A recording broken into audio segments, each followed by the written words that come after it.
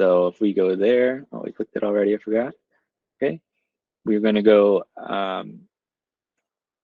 to chapter 4, which is equipment. Remember, we're talking about, I said a transformer, which would be something that steps up or down voltage.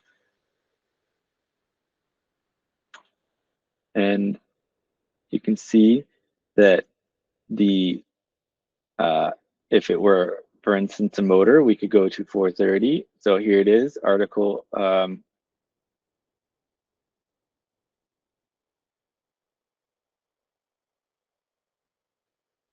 450, transformers and transformer volts.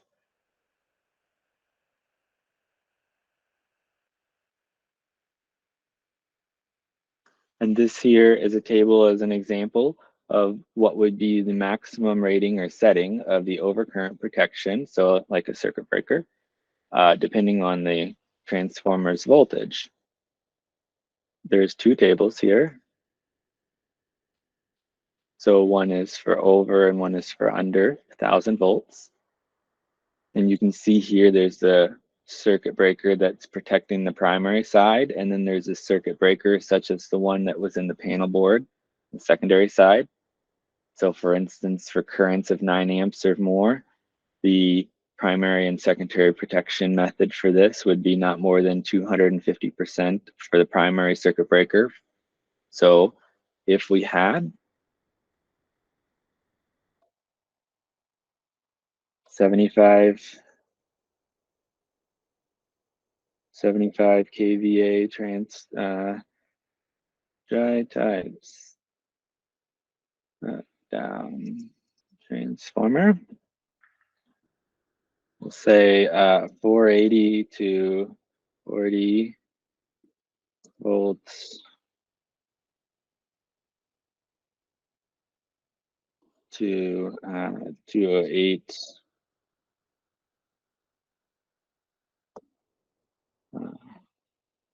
120 volt. So this means on the primary side of the transformer,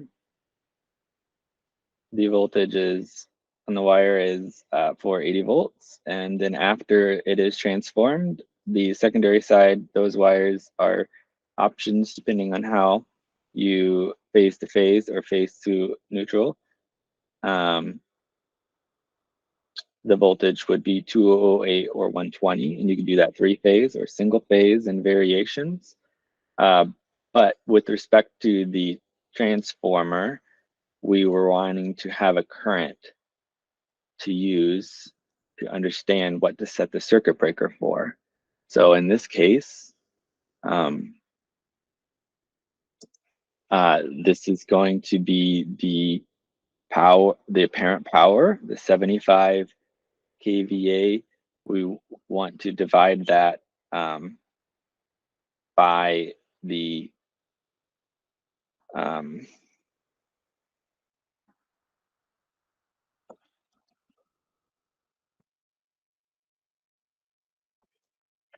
voltage on the secondary,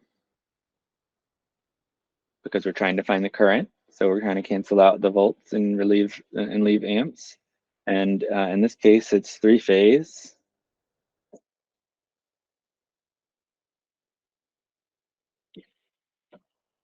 And this is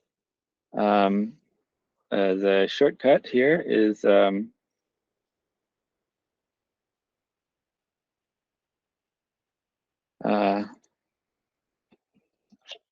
it's about 360. And in 480 land, it's 831. So these numbers might be commonly said, and you're like, where did that even come? Why? That's all that is. That's why that is. I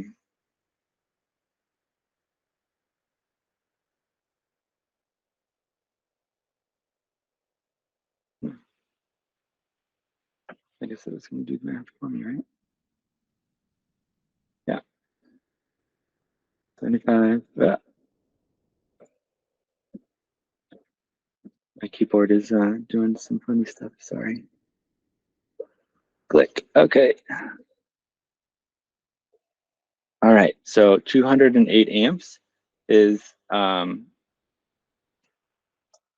what would be in the secondary available from this transformer should the circuits demand it. And according to this, it says 125% of this current.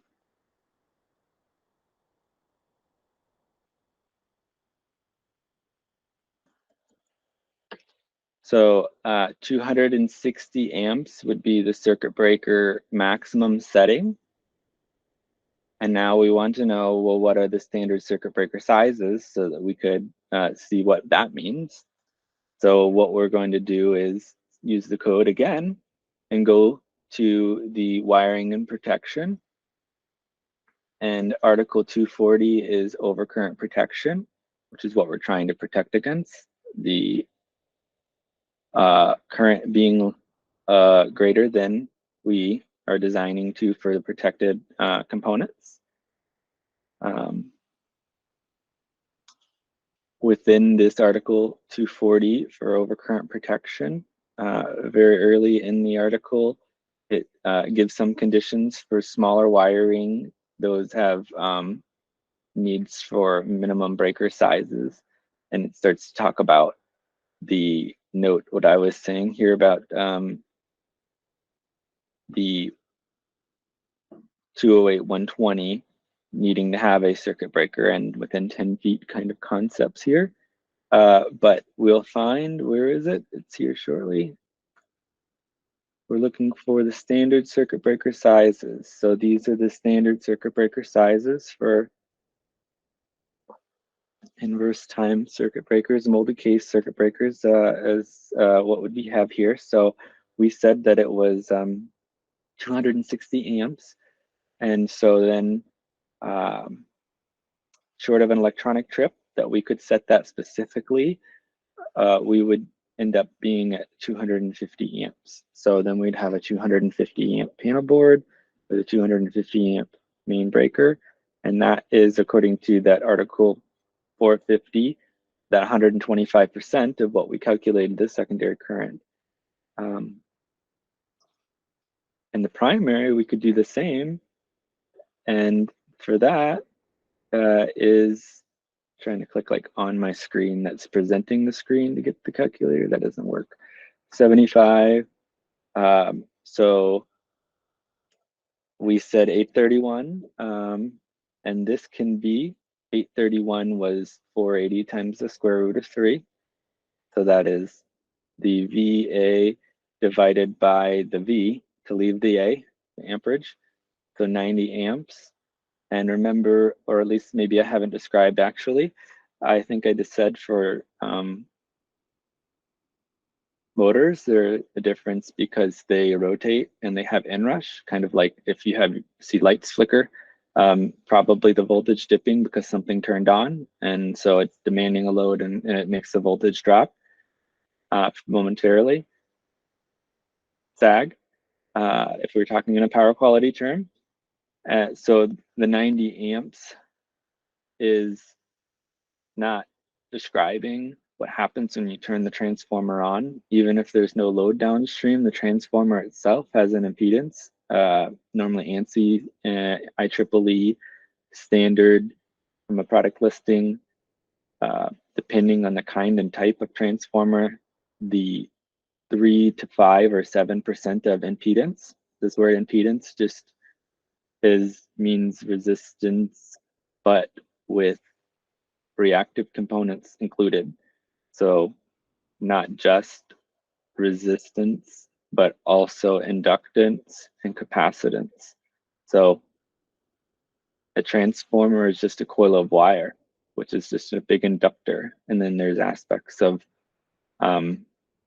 resistance in this too. But when you turn this circuit breaker on to power the transformer that then powers the panel board that then provides voltage to loads, and when those appliances are plugged in or turned on, they can pull current and be powered to do work.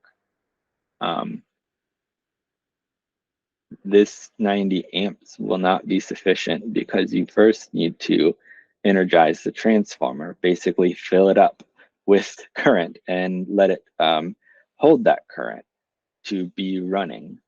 I'm saying this is not a great term to describe.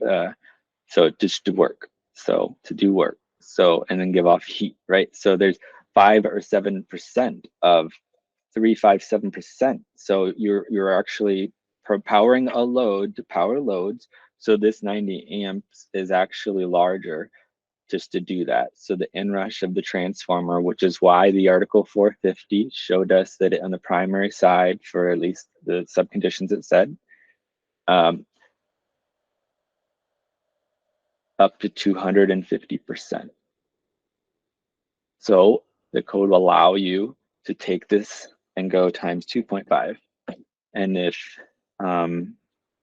if we wanted to, we could do this. And we see here that this would work actually very well, just perfect size. Doesn't even need an electronic trip in this case. But that may also be larger than it needs to be. And it means if it's larger than it needs to be, the size of the wire is bigger and costs more. The conduit's bigger and costs more. And if you do this all over the project, especially by the extent of what I said, a feeder or a transformer or an instrument service being used without understanding all of it, or not being otherwise well thought out when it was designed, you maybe could cost the project extra money. And then what happens if we have too many of these things across the big project? They accumulate, and then the budgets aren't very easy to understand because it seems that what is being looked at by contractors suggesting what it might cost or otherwise what might is or cannot be designed, or it's like becomes very never gets built because it costs too much. And so this is this part of the engineering for us that we could help projects be not perfect projects and consider what is the real engineering aspect of how much inert current.